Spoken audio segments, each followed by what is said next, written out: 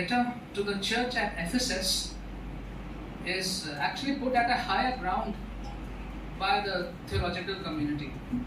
जो जहाँ वचन की शिक्षा मिलती है बाइबल कॉलेज में, वहाँ पर जो इफिसस की चर्च को जो पत्री लिखी गई है, इस पत्री को थोड़ा सा ऊंचा दर्जे पे रखा जाता है।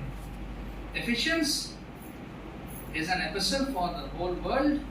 ये एक ऐसी पत्री है जो पूरे संसार के लिए है, for the Jews and Gentiles, यहूदियों के लिए भी है और अन्य जातियों के लिए भी है, for the husband and wife, पति और पत्नी के लिए है, for parent and child, बच्चों के लिए है, उनके माँ बाप के लिए है, for master and servant, सेवकों के लिए है और उनके मालिकों के लिए भी है।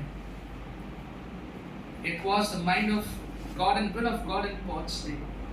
पौलुस के समय में इस पत्री को पढ़ने का मतलब था कि परमेश्वर की इच्छा लोगों के लिए, परिवार के लिए, कलीसिया के लिए क्या है, ये इस पत्री से जाना जा सकता था और आज भी जाना जा सकता है। It is the voice of inspiration in our day. इसको जब पढ़ते हैं तो हमें बल मिलता है, प्रोत्साहन मिलता है। And it is an epistle of universal appeal and application. आप संसार में कहीं भी हो, किसी भी देश में हो, किसी भी प्रांत में हो, ये जो पत्री है ये हमें बताती है कि जीवन में कैसे जीना है, रोजमर्रा में कैसे क्या करना चाहिए। And when students study this, it inspires them. जब छात्र लोग पढ़ते हैं तो उन्हें प्रेरणा मिलती है how to grow spiritually, कि आत्मिक रीति से वो और कैसे बढ़ सकते हैं, how to partake more in the fellowship of the church, कि कलीसिया में और वो भाग कैसे ले सकते हैं।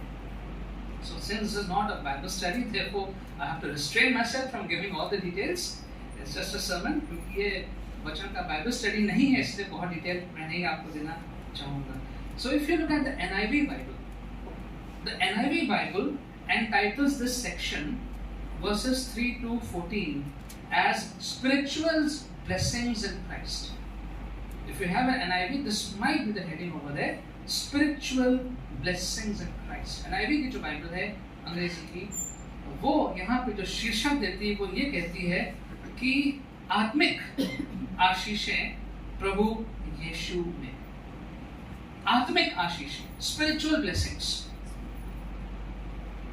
spiritual blessings, आत्मिक आशीषें, most underrated aspect of Christian faith। जो हमारा मसीह विश्वास है उसमें सबसे कम मूल्य शायद इस बात का लगता है, आत्मिक आशीष। Why? We are used to of blessings which are visible. That's why। हमें ऐसी आशीषों की आदत पड़ी हुई है जो आंखों से दिखाई पड़ती है। So it's health, आपका स्वास्थ्य है, your wealth, आपकी धन दौलत है, आपकी संपत्ति है, it's your good job, आपकी अच्छी नौकरी है, it's a happy marriage, your kids, your grandkids. Mostly we have seen many Christians, when they think of blessings, they can only think of these things. God has blessed me with a job, परमेश्वर, God has blessed me with a house, with this, with that, with a good life partner. Yes, that is also part of God's blessing, I'm not denying that. But mostly people think only of that. अक्सर लोग जो हैं जब परमेश्वर की आशीषों की बात करते हैं तो फिर वो भौतिक चीज़ों की पे ध्यान लगा के रखते हैं। अच्छी नौकरी है, अच्छा घर है और वित्तीय कोई समस्याएं नहीं है, स्वास्थ्य अच्छा है, ये परमेश्वर की आशीष है। And sometimes the whole life of a Christian revolves around these things only. कभी कभी पूरे मसीह के पूरा जीवन जो है वो इन्हीं बातों के इर्द गिर्द घूम के खत्म भी हो जाता है। And we may fail to see the non-tangible events as spiritual blessings. जो बातें आंखों से दिखाई नहीं पड़ती हैं, कई बार आप असफल होते हैं, हम उनको परमेश्वर की आशीष नहीं समझ पाते, सीख पाते हैं। And it is a shallow understanding and practice of our faith. यदि कोई भी ऐसा सोचता है तो एक बहुत छोटी सोच है, एक कमजोर सोच है हमारे विश्वास की कि ये सारे जो दिखती हैं बस वही आशीष है। So God's primary blessings are actually spiritual. Nowhere in the Bible you will see God promoting material blessings. Nowhere. How much we may want that, but nowhere you will see God or Jesus promoting that in the New Testament. पूरे वचन में कहीं भी आपको नहीं दिखेगा कि परमेश्वर या नए नियम में यीशु मसीह भौतिक वस्तुओं को आशीष की संज्ञा दे रहे हैं. ये आपको कहीं देखने को नहीं मिलेगा. जब जब परमेश्वर ने आशीषों की बात करी तो सर्वप्रथम प्राइमरी वो आत्मिक आशीषों की बात करी. He talked about, God spoke about spiritual blessings. The other material things will come and go. जो भौतिक चीजें हैं वो आती जाती रहेंगी. नौकरी आज है कल नहीं रहेगी, फिर शायद लग जाएगी. कोविड में लोगों की नौकरी छूट गई, फिर लग गई. Health today is fine, tomorrow may be bad, again it will be fine. So money today you have, it will be gone tomorrow, again these things keep on coming and going. So this is not where God's center is. यहाँ इन सब बातों पे परमेश्वर का जो केंद्र बिंदु वो नहीं है, but it is on the spiritual blessing. So in this message today, we'll try to see what are some of the spiritual blessings that God blesses us with based on this passage. आज हम देखना चाहेंगे कि परमेश्वर की कौन सी वो आत्मिक आशीषें हैं जो वो हमें देते हैं इस आज के वचन पे आधारित. So if you were reading the passage carefully when Jerusha was reading, and if you still have the Bible, you can read it as I preach. Spiritual blessing number 1. आत्मिक आशीषों में सबसे पहले जो आशीष है वो क्या है? You are chosen by God, says Paul. तुम्हारा चुनाव परमेश्वर ने किया है. How often do we ponder on that? इस बात को हम कब और कितना सोचते हैं? And how does it matter?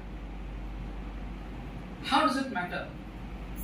क्या फर्क पड़ता है कि हमें परमेश्वर ने चुना है कि नहीं चुना है? लाखों करोड़ों लोग हमारे देश में हैं, पूरे संसार में हैं. किसको परमेश्वर ने चुना है, नहीं चुना है, इससे क्या फर्क पड़ता है? How does it matter? No, life is busy for all of us. हम सबके लिए जीवन जो है बहुत व्यस्त है.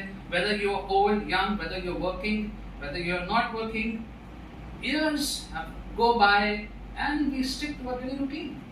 We don't have time to think about all these things, chosen or not chosen. We have to earn our bread and butter, support the family. Everybody, every average person will say that. चाहे आप बूढ़े हो, जवान हो, काम करते हो, ना काम करते हो, एक दिनचर्या में हम आ जाते हैं, सालों साल निकल जाते हैं, और जो अंत में यही होता है कि भाई परिवार का पालन पोषण करना है, सब करना है, नौकरी है. उसके अलावा इंसान जो है वो ज्यादा सोचता नहीं है औसतन.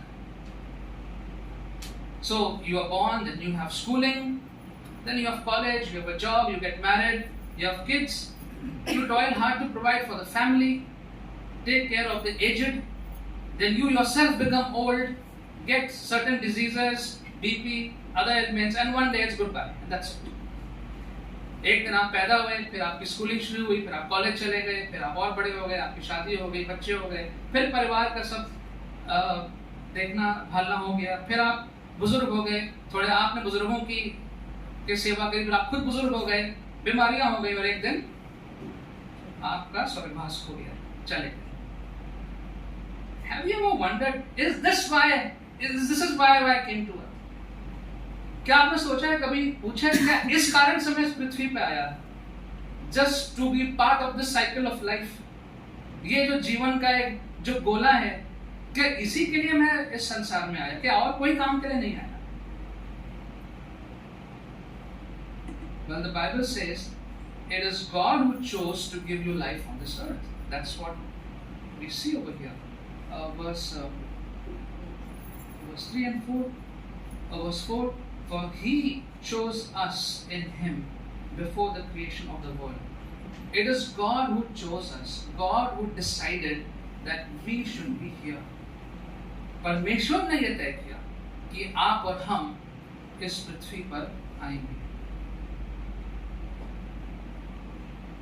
So verse 4 and 5, as I just read, He chose us and He predestined us for Himself. उसने हमें पहले से चुन के रखा हुआ. So we'll say like God chose us from before for what? Why? क्यों परमेश्वर ने हमें चुनाव किया? किस लिए? Now this is not an ordinary choosing. परमेश्वर ने जो हमारा चुनाव किया है, ये कोई ऐसे आम चुनाव नहीं है कि हमने बस चुन लिया कि हाँ ये है, ये नहीं है. ये आम चुनाव नहीं था. आम चुनाव नहीं है. It's not that when I grew up and suddenly God took notice of me and thought, hey, this looks like a promising guy. You know, there's potential in this guy. I think this guy should know more of me. This girl should know more of me. So let me give this person my salvation. That's not how it happened. ऐसा नहीं हुआ कि जब मैं बड़ा होने लगा तो परमेश्वर की नजर दृष्टि मेरे ऊपर गई. अरे ये लड़का तो बड़ा अच्छा है, ये लड़की तो बहुत अच्छी है, और लगता है कि ये आगे बहुत अच्छी सेवा करेगी, काम करेगा, ये मेरे काम का बंदा है, बंदी है, तो इसको मैं अपना उधार देता हूँ. ऐसा नहीं हुआ था, ऐसा नहीं होता. This is not how God chose you and me. इस प्रकार से हमारा चुनाव नहीं हुआ था. Verse 4, God chose us before the creation of the world in heavenly realms. Hindi में कोई पढ़ देगा इसको? चौथा पद. उसने हमें की उत्पत्ति से पूर्व मसीह में चुन लिया कि हम उसके समक्ष प्रेम में पवित्र और निर्दोष हों. उसने मसीह में हमें चुन लिया, और before the creation of the world, सारी सृष्टि से पहले ही उसने हमें चुन लिया.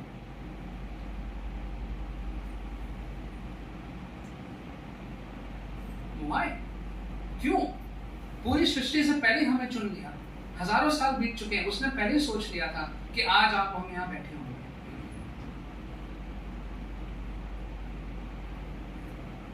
So as we read this, you and I know and believe that we belong to Him who is from eternity to eternity. That's one reason. Of course, there can be lots many more, but one reason that you and I will know that we belong to Him from eternity to eternity. अनंत काल से अनंत काल तक का समय है, वो जो भी समय है, अनंत काल का समय है, उसमें परमेश्वर ने हमें चुन के रखा. So you are not an ordinary person just existing on this earth. आप एक साधारण व्यक्ति नहीं हैं जो बस इस पृथ्वी पर अपना जीवन जी रहे हैं. You are special, you belong to Jesus. That's the thrust over here. आप बहुत खास हैं, आप विशेष हैं. क्यों विशेष हैं? क्योंकि हम यीशु मसीह हैं. We belong to Him. उसकी जायदाद है, यीशु मसीह की प्रॉपर्टी है. You always belong to Jesus. आप हमेशा से यीशु मसीह के थे. So we say, wow, that helps. When I listen to that, it helps. जब ये मैं सुनता हूँ तो उससे मुझे सहायता मिलती है. It helps because in this world where no human relationship is binding, ये संसार ऐसा है जहाँ पे कोई भी मनुष्य का संबंध जो है उसको आप बाइंड नहीं कर सकते, आप उसको लागू नहीं कर सकते, जोर जबरदस्ती नहीं कर सकते. Children may leave their parents, parents may leave their children, spouse will leave each other. You cannot bind any relationship on this earth, can you? किसी भी संबंध को हम इस पृथ्वी पर जोड़ के बांध के नहीं रख सकते.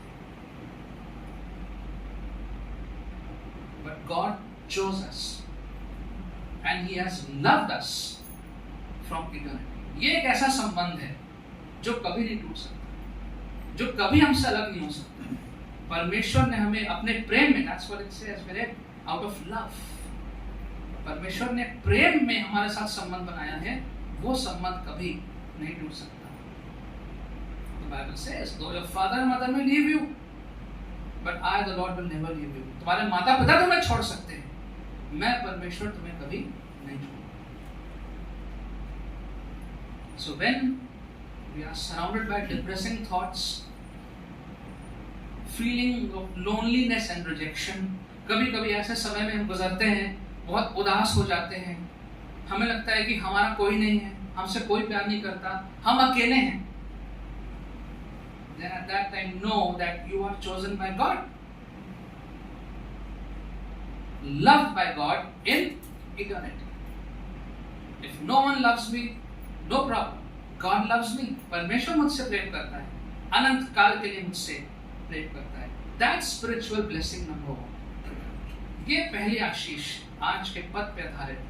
That God loves me, He has chosen me, He has predestined me. पहले से उसने मुझे चुन लिया. Spiritual blessing number 2. दूसरे आशीष पे ध्यान लगाते हैं. We are adopted by God as His children. We are adopted by God as His children. Verse 5. Can someone read in English and Hindi, please? उसने हमें अपनी इच्छा के भले अभिप्राय के अनुसार पहले से ही अपने लिए यीशु मसीह के द्वारा पालक पुत्र होने के लिए ठहराया. He bestowed us for adoption His Son, Jesus Christ, in accordance with His pleasure and will. Coming back to adoption. There are various views about adoption and its entailments. ये जो गोद लेने की बात है, तो ये गोद लेना और गोद लेने से संबंधित जो बातें हैं, उसमें अलग अलग विचार हैं लोगों के. Often it is seen as a charitable act. देखा जाता है कि ये धर्मार्थ का कार्य है. किसी पे तरस आ गया हमें, अरे ये बच्चा बेचारा है, इसको गोद दे, ये बच्चा रो रहा है, तरस आ गया. Your heart was filled with compassion.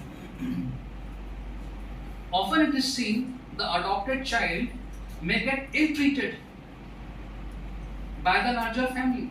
जिस परिवार में बच्चे को गोद लिया गया है, शायद वो उसके जो बाकी सदस्य हैं वो उसको ठीक से उसके साथ पेश ना आए. ये देखा गया है. Often an adopted child is treated as plan B.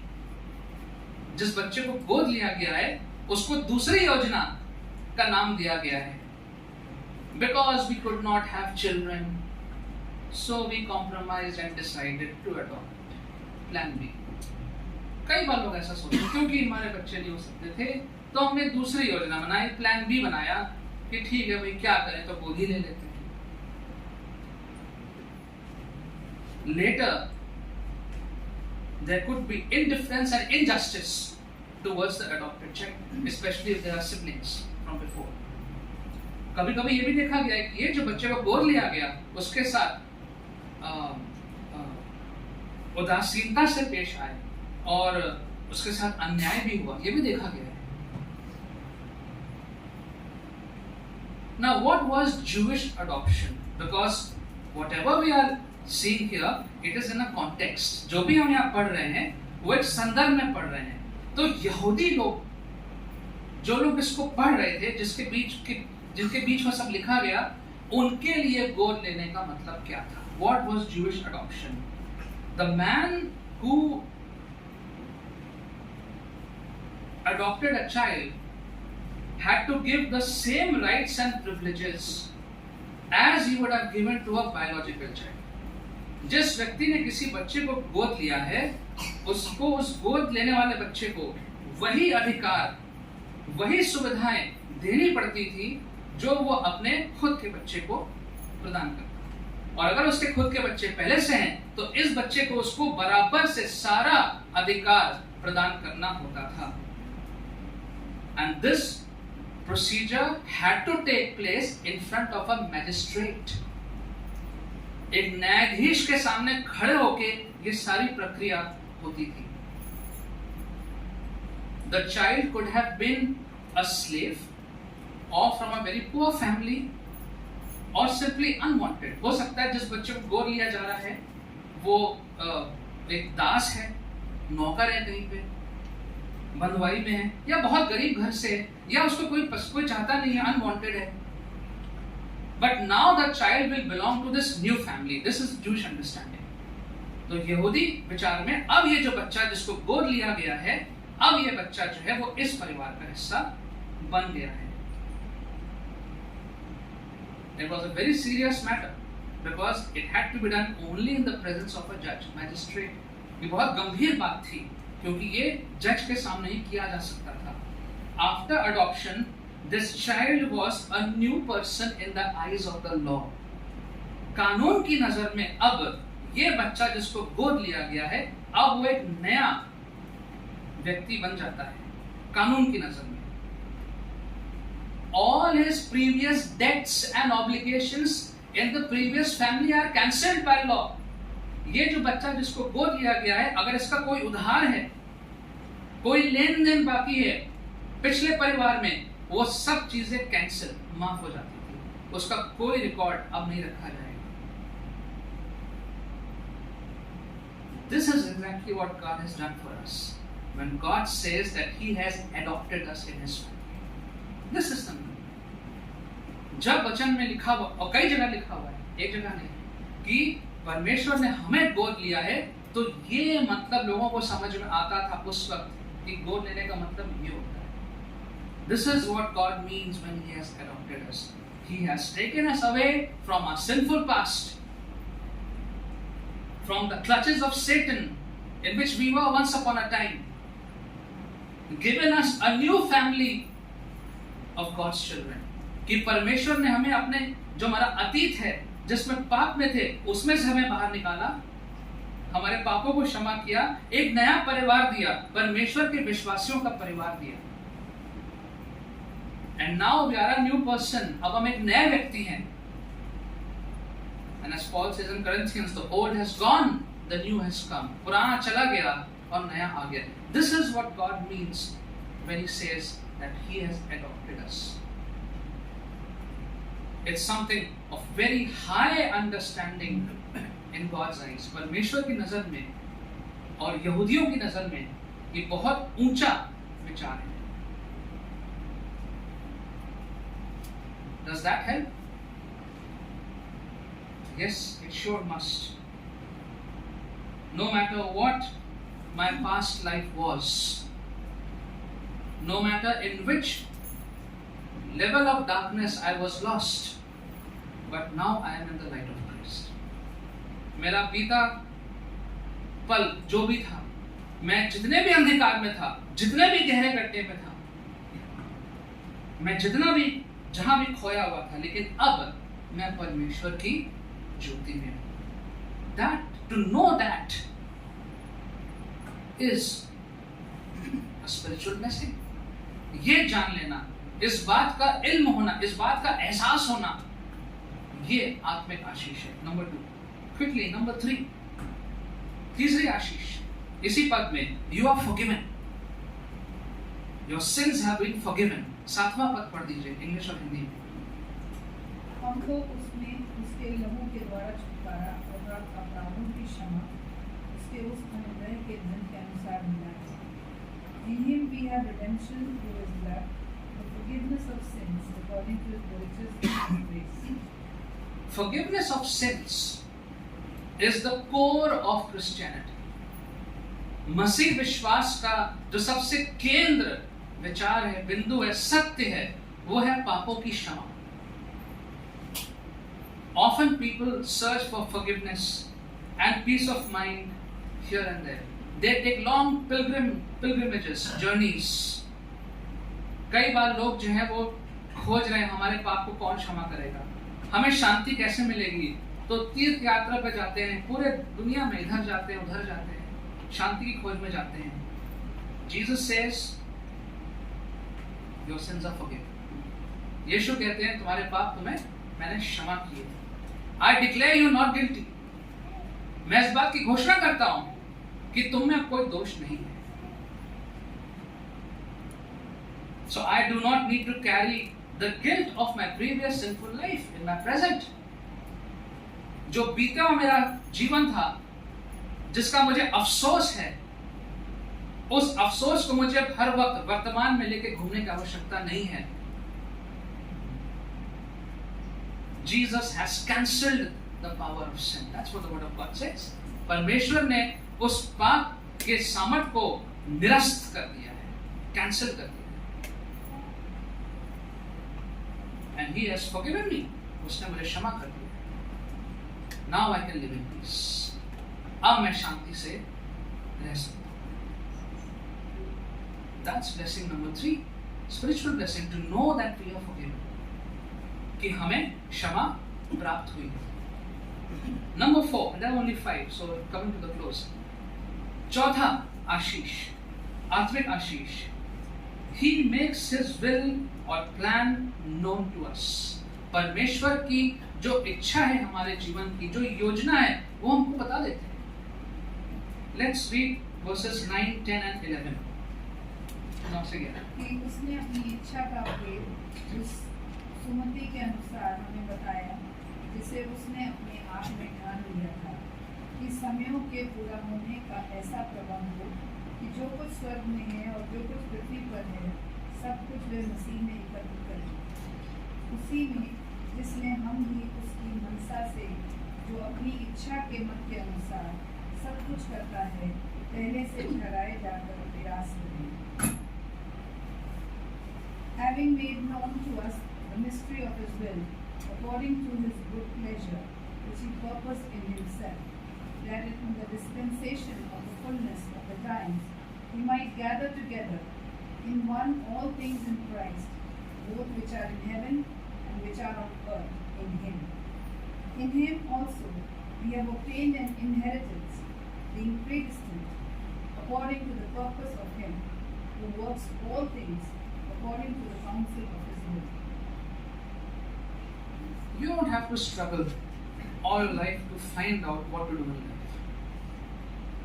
आपको जरूरत नहीं है इतना संघर्ष करने के लिए जीवन भर कि क्या करें, क्या करना चाहिए, पता नहीं परमेश्वर क्या चाहते हैं। Some people struggle throughout their life. They don't know till the end what they are doing, what they want to do, what God wants to do. कुछ लोग बहुत संघर्ष करते हैं, उनको मालूम ही नहीं है कैसे पता करें परमेश्वर क्या चाहते हैं, समझ में नहीं आ रहा सही रास्ते पे गलत रास्ते पे। If you are in Christ, that's what Paul says. If you are in Christ, if you truly live as His child, He will help you to live out His plan in your life. It can't get any more simple than this. इससे ज़्यादा सरल और ये नहीं हो सकता कि अगर हम मसीह में हैं, मसीह के बताए हुए रास्ते पे चल रहे हैं और उसके संतान की तरह, बेटे बेटियों की तरह जीवन व्यतीत कर रहे हैं, आज्ञा का पालन कर रहे हैं,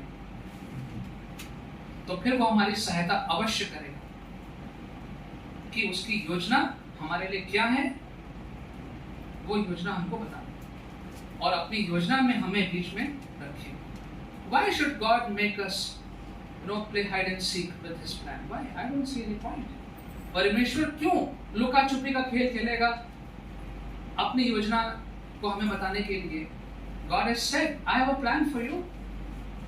Why will He keep us away from His plan? क्यों अपनी योजना से हमें दूर रखेगा? We just have to be in Christ and His plans will unfold in our lives. हम मसीह में हैं तो उसकी योजना हमारे जीवन में अपने आप लागू होती रहेगी। All the plans of God are Christ-centered. That's very important to know. जितनी भी योजनाएं, जो भी आपने पैसेज में पढ़ा है, बार बार हर चीज प्रभु यीशु मसीह के ऊपर आकर रुक जाती है। Everything is centered on Christ. Plan of God is also centered on Christ. परमेश्वर की योजना वो भी प्रभु यीशु मसीह पे आके स्थिर होती है।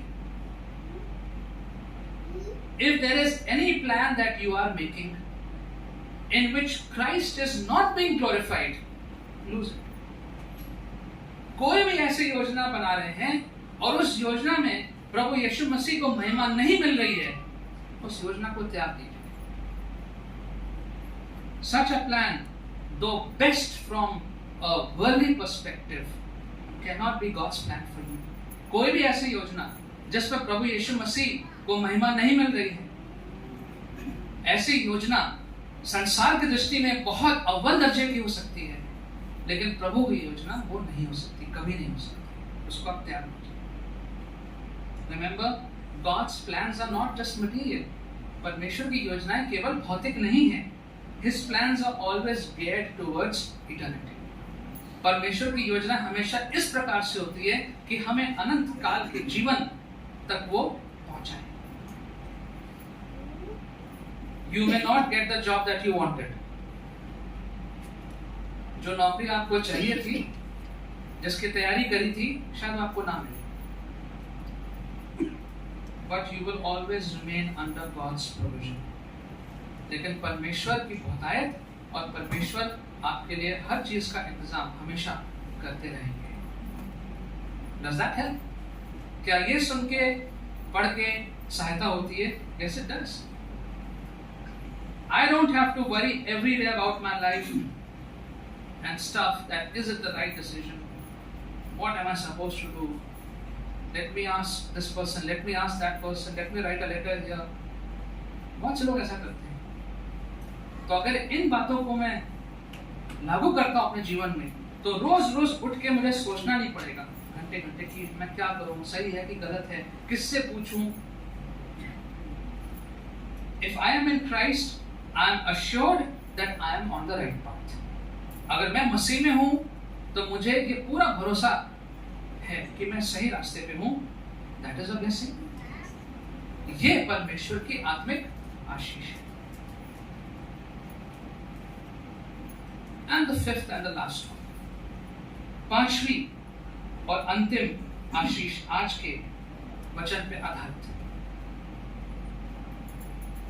I want you to read silently, not loud, silently, verses 13 and 14. अपने मन में अब 13वां और 14वां पद पढ़िए and discover the blessing yourself.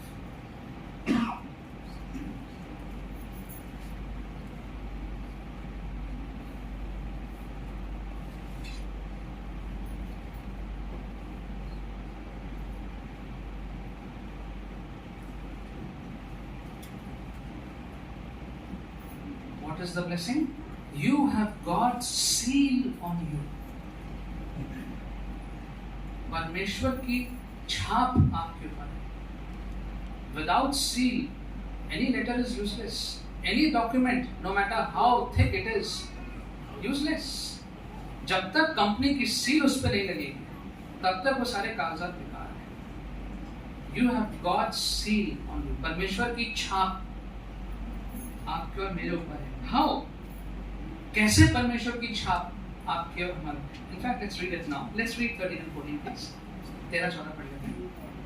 और उसी में तुम पर भी जब तुमने सत्य का वचन सुना, जो तुम्हारे उद्धार का सुसमाचार है, और जिस पर तुमने विश्वास किया, प्रतिज्ञा किए हुए पवित्र आत्मा की छाप लगी.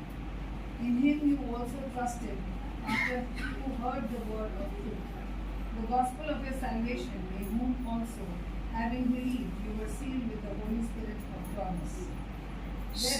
वह उसके मोल लिए मुंह के छुटकारे के लिए हमारी मीरास का बयाना है और उसकी महिमा की स्तुति है. Who is the guarantee of our inheritance until the redemption of the purchased possession, the praise of His glory. You were marked with a seal. Marked in Him with a seal, the promised Holy Spirit. The Holy Spirit has been given to us to guarantee it. इस बात की जो guarantee है हमारे जीवन की, हमारे उद्धार की, और ये सारी बातें जो लिखी हुई हैं, उसकी गारंटी में परमेश्वर ने पवित्र आत्मा हमको दिया है. The Holy Spirit is God's seal that we belong to Him. पवित्र आत्मा ही वो छाप है जो हमारे ऊपर है, जो हमारे साथ है, जो इस बात की गारंटी देती है कि हम परमेश्वर के हैं. The power of God works in us today through the Holy Spirit, and what we experience now is only a taste of the total change that we will experience in eternity. परमेश्वर का सामर्थ हमारे जीवन में पवित्र आत्मा के द्वारा कार्य करता है, और जो भी आज हम अनुभव करते हैं वो छोटा सा अंश है उस बात का जो बड़ा बदलाव हमारे जीवनों में आएगा अनंत काल में. So we taste eternity right here on earth, but little. अनंत काल का थोड़ा सा स्वाद हमको यहाँ पर भी मिलता है. So to know that we are sealed with the Holy Spirit as a deposit guarantee, is that not a blessing to know that? कि हम परमेश्वर के द्वारा सील कर दिए गए हैं, पवित्र आत्मा इस बात का गारंटी है। ये बहुत बड़ी आशीष हमारे लिए है। And think about this. If the giver of a loan himself becomes the guarantee, then do you need to worry? जिसने आपको लोन दिया है, अगर वो खुद ही गारंटी बन जाता है, तो क्या आपको उस लोन की चिंता करने की आवश्यकता है? Nothing to worry. So as a wind up, let's remember God's blessings, all God's blessings are primarily spiritual. परमेश्वर की सारी आशीषें जो हैं वो विशेष रीति से सर्वप्रथम आत्मिक हैं। They are planned for eternity. वो अनंत काल के लिए उनकी योजना बनाई गई है। God definitely blesses us with material things also. No doubt. परमेश्वर हमें भौतिक चीजों से भी आशीषित करते हैं। Everything that we have is given by God. हर एक बात चीज जो हमारे पास है वो परमेश्वर ने हमें दी है। But he is not bound to help that way. Sometimes we twist the arm of God in prayer, and we should not be doing that. कभी-कभी प्रार्थना में परमेश्वर के हाथ को मोड़ते हैं। परमेश्वर मुझे ये चाहिए, मुझे ये चाहिए, मुझे ये चाहिए। That's not how God works. इस प्रकार से परमेश्वर कार्य नहीं करते हैं। Neither that blessing will stay forever. अगर कोई भौतिक आशीष हमको मिल भी जाती है, वो हमेशा नहीं रहेगी। कितने समय तक घर रहेगा, कितने समय तक शरीर रहेगा, कितने समय तक धन दौलत रहेगी, नहीं। So don't set your heart on them. इन चीजों पे अपना हृदय और दिल ना लगाएं। Set your hearts on receiving spiritual blessings. परमेश्वर की जो आत्मिक आशीषें हैं, उन्हें प्राप्त करने में अपना पूरा हृदय, पूरा जीवन लगा दें। All of them are yours without any exception. सारे परमेश्वर की आशीषें आपकी हैं, बिना किसी अपवाद के। Let's pray. Father, we thank you that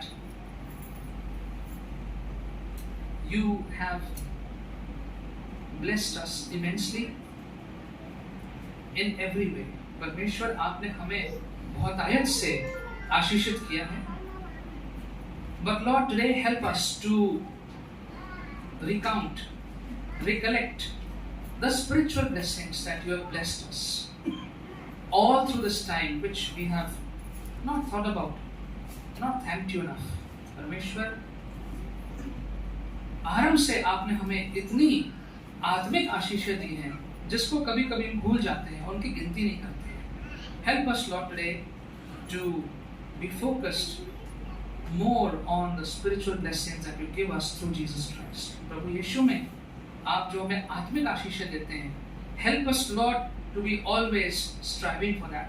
परमेश्वर, इन आत्मिक आशीषों को हम हमेशा प्राप्त करने के लिए तत्पर रहें। Help us, Lord, not to set our hearts on material blessings. परमेश्वर, हम होने दीजिए कि हम इन भौतिक आशीषों पे, वस्तुओं पे अपना दिल ना लगाएं। Thank you, Lord, for this word. Help us, Lord, to think deeply. Help us, Lord, to always be grateful for all the blessings that you give. प्रभु जी, हम गहराई से सोचें और जो भी आशीषें आपने हमें दी हैं, उनके लिए हमेशा हम आपसे के प्रति धन्यवाद देते हैं। In Jesus' name we ask. Let's turn our Grace Bible Church songbooks in response to number 180.